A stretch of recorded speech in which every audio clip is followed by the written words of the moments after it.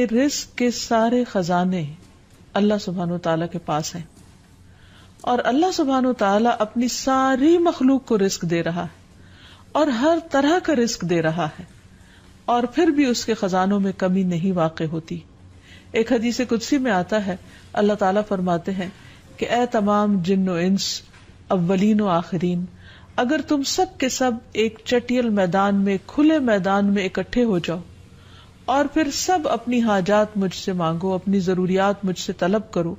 اور میں تم سب کو وہ عطا کروں جو تمہیں چاہیے، تو بھی میرے خزانوں میں اتنی کمی بھی واقع نہیں ہوتی جتنی سوئی کو سمندر میں ڈالنے سے واقع ہوتی ہے۔ جہاں تک رزق کا تعلق ہے تو اس سلسلے میں یہ یاد رہے کہ رزق کا تنگ کرنا اور کشادہ کرنا یہ صرف اللہ سبحانہ وتعالیٰ کے ہاتھ میں ہے۔ وہ جس کو چاہتا ہے زیادہ دیتا ہے، جس کو چاہتا ہے کم دیتا ہے۔ قرآن مجید میں اللہ تعالیٰ فرماتے ہیں واللہ یرزق من یشاء بغیر حساب، اللہ جس کو چاہتا ہے بے حساب رزق عطا کرتا ہے، اور پھر اگر وہ کسی کو زیادہ نہیں دیتا، اس پر رزق تنگ کر دیتا ہے، تو بھی اس میں اس کی اپنی حکمت اور مصلحت کار فرما ہوتی ہے۔ بعض لوگوں کو رزق کی زیادتی نقصان دیتی ہے، اور بعض لوگوں کو رزق کی کمی فتنے اور مشکل میں ڈال دیتی ہے کہ ان کے ایمان جانے کا خطرہ ہوتا ہے۔ اسی طرح بعض کو رزق کی کشادگی اللہ کی یاد سے غافل کر دیتی ہے۔ یعنی انسان مختلف مزاج کے ہوتے ہیں، تو اللہ تعالیٰ چونکہ بندوں پر مہربان ہے، وہ جانتا ہے کہ کس بندے کے ساتھ اسے کیسا معاملہ کرنا ہے، کسے زیادہ دینا ہے اور کسے کم دینا ہے۔ اس لیے ہمارے معاملے میں اللہ تعالیٰ کا جو بھی فیصلہ ہو اسے بخوشی قبول کر لینا چاہیے، اور اس کے ساتھ ساتھ اس سے اچھی امید رکھنی چاہیے۔ رزق کے سلسلے میں یہ بات بھی یاد رہے کہ اگر کبھی رزق میں تنگی ہو رہی ہو تو ہو سکتا ہے کہ اس تنگی پر صبر کرنے کی وجہ سے انسان کے اتنے درجات بلند ہو جائیں کہ بہت بڑی بڑی نیکیاں بھی اس کے مقابلے میں ہیچ ہوں۔ پھر اسی طرح بعض اوقات انسان کے لیے ناشکری رزق کی تنگی کا ذریعہ بن جاتی ہے، تو اس سے بھی انسان کو پرہیز کرنا چاہیے۔ خواہ انسان کے پاس تھوڑا ہی ہو تو بھی اس پر اللہ تعالیٰ کا شکر ادا کرنا چاہیے، کیونکہ اللہ تعالیٰ کا وعدہ ہے لَإِن شَكَرْتُمْ لَأَزِيدَنَّكُمْ، اگر تم شکر ادا کرو گے تو میں تمہیں اور زیادہ عطا کروں گا۔ کیونکہ ہر انسان جس کے پاس جتنا بھی ہے وہ عموماً کمی کا رونا روتا رہتا ہے۔ اسی لیے ہمیں یہ سکھایا گیا ہے کہ رزق کے معاملے میں ہم یعنی دنیاوی معاملات میں اپنے سے نیچے والوں کو دیکھیں کہ ان کے پاس کیا ہے، تو انسان کے پاس جو کچھ بھی ہو انسان اس پر راضی ہو سکتا ہے، مطمئن ہو سکتا ہے، خوش ہو سکتا ہے، اور اللہ تعالیٰ کا شکر گزار ہو سکتا ہے۔ اور یہ ہمیشہ یاد رکھے کہ اصل میں الرزاق تو اللہ تعالیٰ ہی ہے۔ اس لیے جب بھی رزق کے معاملے میں کسی بھی قسم کی کوئی مشکل ہو، اونچ نیچ ہو، تو فوراً اللہ تعالیٰ کی طرف انسان رجوع کرے اور اللہ تعالیٰ سے خوب خوب دعائیں کرے، کیونکہ وہ دعاؤں کا سننے والا ہے۔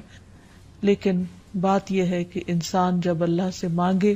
تو پورے یقین کے ساتھ مانگے، امید رکھ کے مانگے، اور کسی بھی قسم کی مایوسی کا شکار نہ ہو، کیونکہ دعا ان تمام چیزوں میں فائدہ دیتی ہے جو نازل ہو چکی ہیں،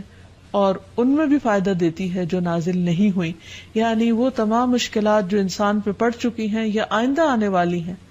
ان دونوں کے سلسلے میں دعا کرنا انسان کو فائدہ دیتا ہے۔ لیکن یہ یاد رہے کہ دعا کی قبولیت کے لیے انسان اپنی طرف سے بھرپور کوشش کرے، اور اس میں ایک کوشش یہ کہ جب اللہ سے مانگے تو پہلے اللہ سبحانہ وتعالیٰ کی تعریف کے کلمات کہے، تسبیحات پڑھے، اور پھر اس کے ساتھ ساتھ درود شریف پڑھے، کیونکہ نبی صلی اللہ علیہ وسلم نے فرمایا کوئی شخص اس طرح دعا نہ کرے کہ اے اللہ اگر تو چاہے تو مجھے روزی دے، بلکہ پختگی کے ساتھ سوال کرے، پورے عزم کے ساتھ سوال کرے، کیونکہ اللہ جو چاہتا ہے کرتا ہے اور اس پر کوئی جبر کرنے والا نہیں ہے۔ اور جب بندہ اللہ سے رزق مانگتا ہے تو اللہ تعالیٰ اس کو عطا کرتا ہے۔ نبی صلی اللہ علیہ وسلم نے فرمایا جب تم اللہم ارزقنی کہو گے تو اللہ تعالیٰ فرمائے گا میں نے رزق دینے کا فیصلہ کر لیا،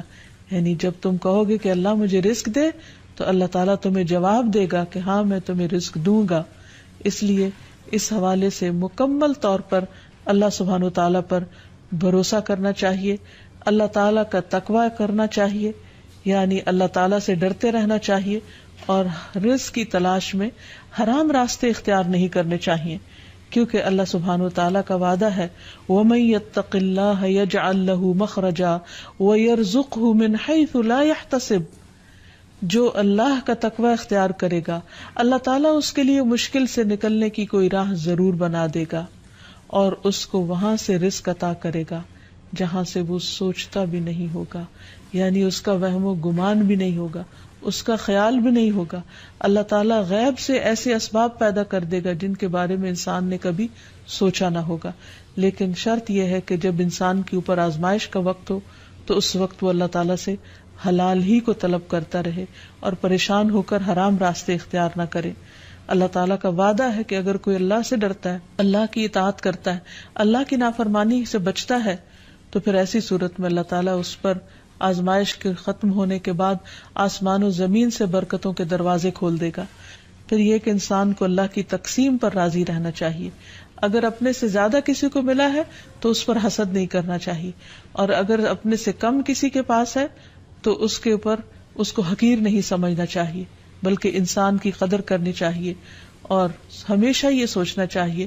کہ اس کو مجھ سے زیادہ دینے والے کو بھی دینے والا رب ہے، مجھے بھی میرے رب نے ہی دیا ہے، اور جس کے پاس کم ہے اس کا بھی مالک وہی ہے۔ اور یہ بھی انسان یاد رکھے کہ انسان جب حرام سے بچتا ہے، غلط راستوں سے بچتا ہے، اللہ تعالیٰ کی فرما برداری کرتا رہتا ہے، اس کا شکر ادا کرتا رہتا ہے، تو اللہ تعالیٰ اس کو حلال طریقوں سے بھی رزق عطا کرتا ہے۔ حدیث میں آتا ہے کہ رزق کی تلاش میں میانہ روی اختیار کرو، یعنی بہت ڈیسپریٹ نہ ہو جاؤ، اللہ تعالیٰ ضرور دروازہ کھولے گا۔ کہیں ایسا نہ ہو کہ رزق کا مؤخر ہونا یعنی ڈیلے ہونا تمہیں اس بات پر اکسا دے کہ تم اللہ تعالیٰ کی نافرمانیاں کرنے لگو، یعنی نافرمانی کے ذریعے اس کا رزق تلاش کرو۔ یاد رکھو جو کچھ اللہ تعالیٰ کے پاس ہے وہ اس کی اطاعت سے ہی حاصل کیا جا سکتا ہے، اور اس سلسلے میں خصوصی طور پر استغفار بہت کارآمد ہے کہ انسان اپنے گناہوں کی معافی مانگتے ہوئے اللہ تعالیٰ سے رزق کے لیے دعا کرے، پھر اسی طرح رشتہ داروں کے ساتھ اچھا سلوک کرے، کیونکہ نبی صلی اللہ علیہ وسلم نے خاص طور پر یہ بات فرمائی ہے کہ جو شخص یہ چاہتا ہے کہ اس کی عمر دراز ہو اور اس کے رزق میں وسعت ہو تو اسے چاہیے کہ وہ صلہ رحمی کرے، یعنی اپنے رشتہ داروں کے ساتھ اچھا سلوک کرے۔ پھر انسان ہمیشہ یہ یاد رکھے کہ مال دینے سے بڑھتا ہے، صدقہ خیرات مال میں اضافے کا ذریعہ بنتا ہے۔ پھر اسی طرح خرید و فروخت میں سچ بولنا مال میں برکت پیدا کر دیتا ہے، اور جھوٹ مال کی برکت کو اٹھا دیتا ہے۔ اور پھر خاص طور پر انسان رزق کے لیے دعائیں کرتا رہے، کیونکہ سارے خزانے تو اللہ کے پاس ہیں، وہ جب جس کو جتنا چاہے عطا کر سکتا ہے۔ اس کے لیے نبی صلی اللہ علیہ وسلم کی سکھائی ہوئی مسنون دعائیں بہت ہی بہترین ہیں۔ نبی صلی اللہ علیہ وسلم ہر روز صبح فجر کی نماز کے بعد یہ دعا پڑھتے تھے، اللہم انی اسألک علما نافعا ورزقا طیبا وعملا متقبلا، اے اللہ میں تجھ سے علم نافع، طیب رزق یعنی پاکیزہ رزق اور مقبول عمل کا سوال کرتا ہوں، یعنی ایسے عمل کی توفیق دے جو تیرے ہاں قبول ہو جائے، تجھے پسند آ جائے۔ اور اس کے ساتھ ساتھ انسان کو حرام سے بچنے کی دعا کرنی چاہیے۔ اس سلسلے میں آپ صلی اللہ علیہ وسلم نے جو دعا سکھائی وہ ہے اللہم اکفنی بحلالک عن حرامک واغننی بفضلک عمن سواک، اے اللہ اپنے حلال کے ذریعے حرام سے میری کفایت فرما، یعنی مجھے اتنا حلال دے کہ مجھے حرام کی ضرورت ہی نہ رہے، اور اپنی مہربانی سے مجھے اپنے علاوہ ہر ایک سے بے نیاز کر دے، یعنی مجھے انسانوں کا محتاج نہ کر، کسی اور کا محتاج نہ کر، صرف اپنے خزانوں سے عطا فرما۔ پھر اسی طرح خاص طور پر بڑھاپے کی زندگی کے لیے وسعت رزق کی دعا کرنی چاہیے، کیونکہ جب انسان بوڑھا ہو جاتا ہے تو اس کے اعضاء کمزور ہو جاتے ہیں، وہ اپنے لیے خود کچھ کمائی نہیں کر سکتا، وہ دوسروں پر ڈیپینڈنٹ ہو جاتا ہے، تو اس وقت وسیع رزق کی دعا سکھائی گئی۔ فرمایا اللہم اجعل اوسع رزقک علی عند کبر سنی وانقطاع عمری، اے اللہ جب میں بوڑھا ہو جاؤں اور میری عمر ختم ہونے لگے تو میرے رزق کو وسیع کر دے۔ اسی طرح اپنے لیے اور اپنی اولاد کے لیے وسیع رزق کی دعا کرنی چاہیے، جیسے ابراہیم علیہ السلام نے دعا کی تھی، ربنا انی اسکنت من ذریتی بواد غیر ذی زرع عند بیتک المحرم ربنا لیقیموا الصلاة فاجعل افئدة من الناس تهوی الیہم وارزقهم من الثمرات لعلهم یشکرون۔ اے ہمارے رب، بے شک میں نے اپنی کچھ اولاد کو اس وادی میں آباد کیا جو کسی کھیتی والی نہیں، تیری حرمت والے گھر کے پاس، اے ہمارے رب، تاکہ وہ نماز قائم کریں۔ سو کچھ لوگوں کے دل ایسے کر دے کہ ان کی طرف مائل رہیں، اور انہیں پھلوں سے رزق عطا کر تاکہ وہ شکر ادا کریں۔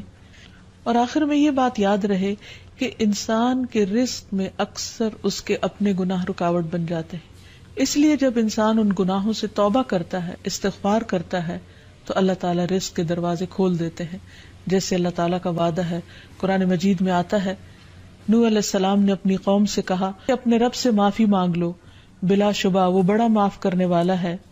وہ تم پر آسمان سے خوب بارشیں برسائے گا اور تمہاری مال اور اولاد سے مدد کرے گا، تمہارے لیے باغ پیدا کرے گا اور نہریں جاری کرے گا۔